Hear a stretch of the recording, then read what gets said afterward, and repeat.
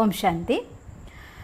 നമ്മുടെ ജീവിതത്തിൽ ആവശ്യത്തിന് പൈസ ഉണ്ടാവുക എന്നുള്ളത് ഏറ്റവും ആവശ്യമായിട്ടുള്ള ഘടകമാണ്. ഒരു മനുഷ്യന് സുഖി എന്ന് പറയുന്നത് 4 കാര്യങ്ങളുടെ ആധാരത്തിലാണ്. തൻ, മൻ, ധൻ, ജൻ എന്ന് പറയും. ശരീരം ആരോഗ്യത്തോടുള്ളതായിരിക്കുന്ന ശരീരം ഉണ്ടാവണം. നമുക്ക് ശക്തിശാലിയായിരിക്കുന്ന മനസ്സിൻ്റെ ഉടമയായിരിക്കണം. ബന്ധുമിത്രാദികൾ, ജനം സ്നേഹത്തോടെ നമ്മളെ സ്നേഹിക്കുന്നവരായിരിക്കണം. ആവശ്യത്തിന് ഉപയോഗിക്കാൻ വേണ്ടി ധനം ഉണ്ടായിരിക്കണം. ഈ 4 കാര്യങ്ങളും പൂർണ്ണമാവുമ്പോഴാണ് ഒരാളെ സുഖി എന്ന് നമ്മൾ പറയുന്നത്. പലപ്പോഴും ആരോഗ്യം നമുക്ക് ഉണ്ടാക്കിയെടുക്കാൻ എളുപ്പം തോന്നും ആളുകൾക്ക്. അതുപോലെ തന്നെ മറ്റുള്ളവർക്ക് സ്നേഹം കൊടുത്തും വാങ്ങുകയും ചെയ്യുകയാണെങ്കിൽ സ്നേഹമുള്ള ബന്ധുജനങ്ങളെ ഉണ്ടാക്കാനാവും. എന്നിരുന്നാലും ധനത്തിൻ്റെ കാര്യം വരുമ്പോൾ പലപ്പോഴും പലരും നിരാശരായി പോവാറുണ്ട്. ഒരുപാട് പരിശ്രമിച്ചു, എന്തൊക്കെ കഷ്ടപ്പെട്ടു, എന്തൊക്കെ ബിസിനസ്സുകൾ തുടങ്ങി, ഏതൊക്കെ വിധങ്ങളിൽ പരിശ്രമിച്ചു, എന്നിട്ടും എനിക്ക് എവിടെയും എത്താൻ പറ്റിയിട്ടില്ല എന്ന് വിഷമിക്കുന്ന ഒരുപാട് ആളുകളുണ്ട്. അവർക്ക് വേണ്ടി ഞാൻ ഇന്ന് ഒരിക്കൽ കൂടി നമ്മൾ ചെയ്യേണ്ടതായിരിക്കുന്ന വിധി, കാരണം ഇപ്പോൾ ഈ കഴിഞ്ഞ ദിവസങ്ങളിലായിട്ട് ഞാൻ അറ്റൻഡ് ചെയ്തുകൊണ്ടിരിക്കുന്ന കുറേ വോയിസ് കോളുകളിൽ ഞാൻ ഇത്രയൊക്കെ വട്ടം പരിശ്രമിച്ചു. 2 കപ്പ് മെത്തേഡ് 2 ആഴ്ചയായി ചെയ്യുന്നു, 3 ആഴ്ചയായി ചെയ്യുന്നു, അല്ലെങ്കിൽ 5 മെത്തേഡിന് 5 സെറ്റ് ചെയ്തു, എന്നിട്ടും എനിക്ക് ഞാൻ വിചാരിച്ചതായിരിക്കുന്ന പൈസ വന്നില്ല, കടം വീട്ടാൻ പറ്റിയിട്ടില്ല, ബാങ്കിൽ ജപ്തി അവസ്ഥയിലിരിക്കുകയാണ് വീട്, ഇങ്ങനെ രോഗം വന്ന് ഹോസ്പിറ്റലിൽ നിന്ന് ഇപ്പോൾ ആരുടെയൊക്കെയോ സഹായം കൊണ്ട് ഞാൻ വീട്ടിലെത്തിയിരിക്കുന്നു, ഇനി എങ്ങനെ മുന്നോട്ട് പോകും, ഇങ്ങനെയുള്ളതായിരിക്കുന്ന നിരവധി ചോദ്യങ്ങൾ വന്നുകൊണ്ടേയിരിക്കുകയാണ്. അതുകൊണ്ടാണ് വീണ്ടും വീണ്ടും ഈ വിഷയത്തിൽ നിങ്ങൾക്ക് വേണ്ടി വീഡിയോ ചെയ്യണമെന്ന് ഞാൻ ആഗ്രഹിക്കുന്നതും ഇന്ന് ഒരിക്കൽ കൂടി അതിൻ്റെ സ്റ്റെപ്പുകളെ കുറിച്ച് നിങ്ങൾക്ക് ക്ലിയർ ആക്കി തരണമെന്ന് ഞാൻ ആഗ്രഹിക്കുന്നതും. അതിൽ ഒന്നാമത്തെ സ്റ്റെപ്പ് നമ്മൾ മനസ്സിലാക്കേണ്ട കാര്യം, നമുക്ക് എന്ത് കാര്യമാണോ വേണ്ടത്. ഇപ്പോൾ ഒരു ഷോപ്പിൽ പോയിട്ട് നമ്മൾ ഷോപ്പിംഗ് മാളിൽ സാധനങ്ങൾ സെലക്ട് ചെയ്യാമെന്ന് വിചാരിച്ചോളൂ. അതൊരു സൂപ്പർ മാർക്കറ്റിൽ സാധനങ്ങൾ നോക്കുകയാണ്. നിങ്ങൾ സാധനങ്ങൾ നോക്കി നോക്കി നോക്കി മാത്രം പോകുമ്പോൾ ആരും നിങ്ങളടുത്ത് വന്ന് എന്താ വേണ്ടതെന്ന് ചോദിക്കില്ല. അതേ സാധനം നമ്മൾ ഓരോ കാര്യം സെലക്ട് ചെയ്ത് നമ്മൾ നോക്കുകയാണെങ്കിൽ, അല്ലെങ്കിൽ ഒരു ഷോപ്പിങ്ങിൽ ചെന്നു, അവിടെ പോയിട്ട് നമ്മൾ നോക്കുമ്പോൾ ഒരാൾ അസിസ്റ്റ് ചെയ്യാൻ നമ്മുടെ കൂടെ വന്നിരിക്കുന്നു, സാധനങ്ങൾ ഓരോന്നെടുത്ത് നോക്കുന്നു, നിങ്ങൾ തിരിച്ചു വെക്കുന്നു, അടുത്ത സാധനം നോക്കുന്നു, എടുത്ത് വെക്കുന്നു, ഇന്ന സാധനം എനിക്ക് വേണം എന്ന് നിങ്ങളെടുത്ത് സെലക്ട് ചെയ്യും വരെ അതിൻ്റെ വില പറയാനോ ബില്ല് ചെയ്യാനോ അതിന് വേണ്ടതായിട്ടുള്ള ഫർദർ പ്രൊസീജിയർ നടക്കാറില്ല. സിമ്പിളായിട്ടുള്ള കാര്യമല്ലേ? ഇതുപോലെ തന്നെ നമ്മുടെ ലൈഫിലും നമുക്ക് ഒരു ടൂൾ ഉണ്ടെങ്കിൽ മാത്രം, മുന്നൊരു വീഡിയോ നമ്മൾ ചെയ്തിട്ടുണ്ട്, ഒരു ടൂൾ ഉണ്ടെങ്കിൽ മാത്രമാണ് കാര്യം നടക്കാൻ സാധിക്കുക. അതുകൊണ്ട് എനിക്ക് എൻ്റെ ലൈഫിലെ ഡ്രീം എന്തായിരിക്കണം എന്നതിനെക്കുറിച്ച് നിങ്ങൾക്ക് ആദ്യം ക്ലിയർ ആയിട്ടുള്ളൊരു ചിത്രം വേണം. പിന്നെ രണ്ടാമത്തെ കാര്യം, എപ്പോഴും നമുക്ക് മറ്റൊരാൾക്ക് വേണ്ടി, ഇപ്പോൾ ഒരാളിലൂടെ 100 പേര് രക്ഷപ്പെടുന്ന ഒരാളുണ്ടെങ്കിൽ ആ ആൾക്ക് വേണ്ടി എന്ത് കാര്യം ചെയ്തു കൊടുക്കാനും പൊതുവെ പബ്ലിക്കായിട്ടുള്ള ആളുകൾ തയ്യാറാവും. ഒന്ന് ചിന്തിച്ചു നോക്കിയാൽ അവരുണ്ടായാലേ എത്രയോ പേർക്ക് ആശ്വാസമാണ്. അതുകൊണ്ട് അവരുടെ ജീവൻ രക്ഷപ്പെടട്ടെ എന്ന് പ്രാർത്ഥിച്ചു പോകും. ഈ കാര്യം നമ്മുടെ ലൈഫിൽ അപ്ലൈ ചെയ്യുക.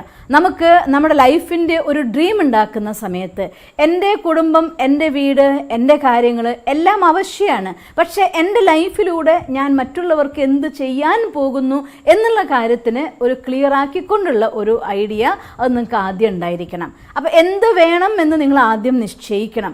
ഒരു പക്ഷേ 4 or 5 കാര്യങ്ങൾ ഉണ്ടായിരിക്കാം. വീടില്ല, നല്ല ജോലിയില്ല, ബന്ധങ്ങളിലാണെങ്കിൽ പ്രശ്നങ്ങൾ, ആരോഗ്യത്തിൽ പ്രോബ്ലം, ഇങ്ങനെ നിരവധി കാര്യങ്ങൾ കൊണ്ട്, പ്രശ്നങ്ങൾ കൊണ്ട് അലട്ടുന്ന കുറേ ആളുകളുണ്ട്. എനിക്കറിയാം. ഒരു ദിവസം 100 or 150 ആളുകൾക്ക് ഞാൻ റിപ്ലൈ കൊടുത്തുകൊണ്ടിരിക്കുന്നുണ്ട്. അപ്പോൾ അതിൽ പലരുടെയും സങ്കടങ്ങളിൽ സിമിലർ ആയിട്ട് എനിക്ക് ഫീൽ ചെയ്യുന്നു. ഈ കാര്യങ്ങളൊക്കെ ആരോഗ്യത്തിൽ പ്രശ്നം വരുന്നു, ബന്ധുമിത്രാദികളുടെ ജനത്തിലും പ്രോബ്ലം വന്നിരിക്കുന്നു, പിന്നെ മാത്രമല്ല ധനം ഒട്ടും ഇല്ല, വീടാണെങ്കിൽ ജപ്തിക്കിരിക്കുകയാണ്, ജോലിയുള്ളതാണെങ്കിൽ ഇന്ന പ്രയാസങ്ങളിലൂടെ പോവുകയാണ്. ഇങ്ങനെ ഒരു പ്രശ്നം മാത്രമല്ല ഒരുപാട് പേരുടെ ജീവിതത്തെ ബന്ധിപ്പിച്ചുകൊണ്ടിരിക്കുന്നത് നിരവധി പ്രശ്നങ്ങളാണ്.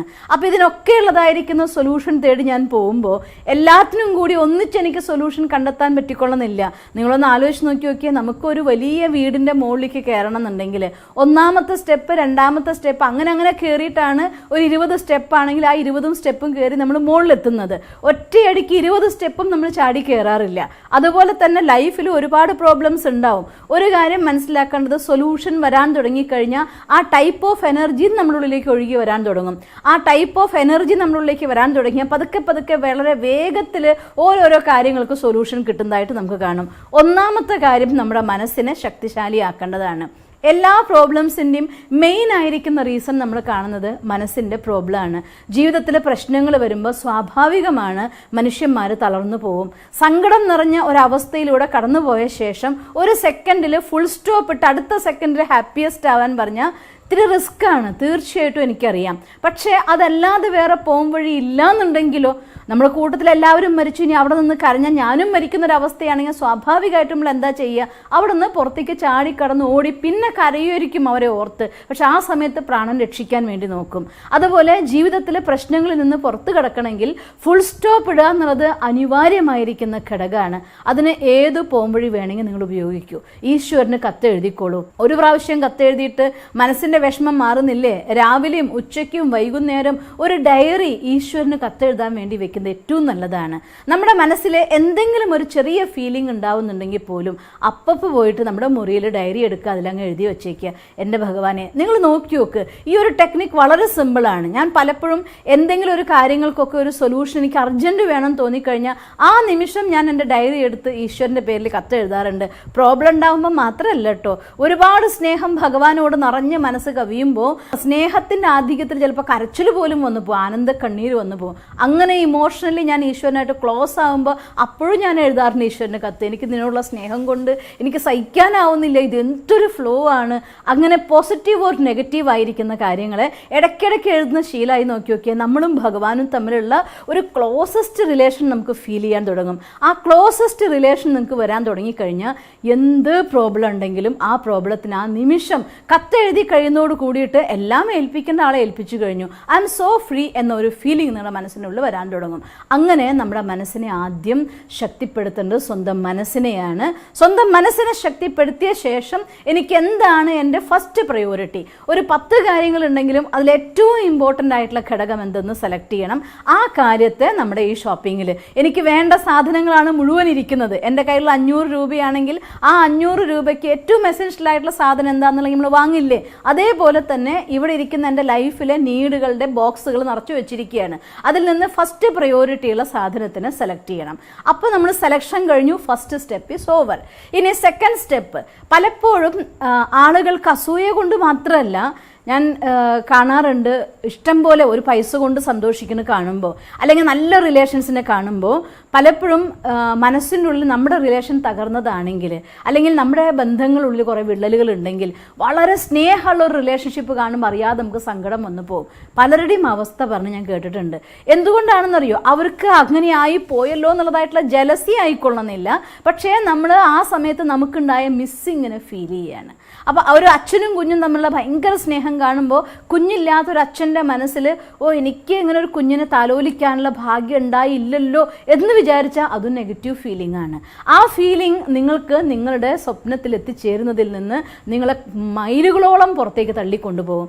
അതുകൊണ്ട് നിങ്ങൾക്ക് ഏതാണോ നിങ്ങളുടെ സ്വപ്നം, ഏതാണോ നിങ്ങളുടെ ഡ്രീം, ലക്ഷ്യത്തിലേക്കാണോ നിങ്ങൾ യാത്ര ചെയ്തുകൊണ്ടിരിക്കുന്നത്, ആ ലക്ഷ്യം ആർജിച്ച ആളുകളെ കാണൂ, അവരെക്കുറിച്ച് വായിക്കൂ, അറിയൂ, പഠിക്കൂ. അവരുടെ ഓരോരുത്തരുടെയും കൊച്ചു കൊച്ചു നേട്ടങ്ങളിൽ പോലും നിങ്ങൾ സന്തോഷിക്കൂ. അവിടെ തന്നെത്താൻ ആ ഡ്രീം നമ്മുടെ ഉള്ളിലേക്ക് അട്രാക്ട് ചെയ്തു വരും. രണ്ടാമത്തെ സ്റ്റെപ്പ് ഇത് തന്നെയാണ്. കുറച്ച് ആളുകൾക്ക് അസൂയ കൊണ്ടും വിഷമം വരുന്നുണ്ടായിരിക്കാം. അതെന്തായാലും ഞാൻ വിചാരിക്കുന്നു വളരെ കുറച്ച് ആളുകൾക്കേ ഉണ്ടാവുള്ളൂ. പലർക്കും സങ്കടം വരുന്നത് മറ്റൊരാളുടെ സന്തോഷം കാണുമ്പോൾ ഞാൻ അത് ആഗ്രഹിക്കുകയും അത് കിട്ടാതിരിക്കുകയും ചെയ്യുമ്പോൾ എൻ്റെ മിസ്സിങ്ങിനെ ഓർത്തിട്ടും സങ്കടം വന്നേക്കാം. സ്വാഭാവികമായിട്ട് മനുഷ്യ മനസ്സുകളുടെ അവസ്ഥയാണ് ഞാൻ ഈ പറയുന്നത്. പക്ഷേ ആ അവസ്ഥ സ്വാഭാവികമായിട്ടൊന്ന് അനുഭവിച്ചുകൊണ്ടിരിക്കുന്നതാണ്, ദാറ്റ്സ് ഓക്കെ. പക്ഷെ അതുകൊണ്ട് നമുക്ക് നേട്ടം ഉണ്ടാവില്ല എന്ന് മനസ്സിലായി കഴിഞ്ഞാൽ അതിന് നമ്മുടെ മനസ്സിനെ സ്വയം ഉപദേശിക്കുക. അതിനിപ്പോൾ എന്താ കുഴപ്പം? നാളെ ഞാനും ഇതുപോലൊരു കുഞ്ഞിനെ താലോലിക്കും, അല്ലെങ്കിൽ ഞാനും ഇതുപോലൊരു കാറിൽ യാത്ര ചെയ്യും, ഞാനും എൻ്റെ സ്വന്തം വീടിന് ഇനാഗ്രേഷൻ നടത്തും, ഞാനും സാമ്പത്തികമായിട്ടുള്ള ഫ്രീഡം അനുഭവിച്ചുകൊണ്ട് എനിക്ക് ആവശ്യത്തിനുള്ളതൊക്കെ വാങ്ങിച്ച് ഞാൻ സന്തോഷമായിട്ട് ജീവിക്കും.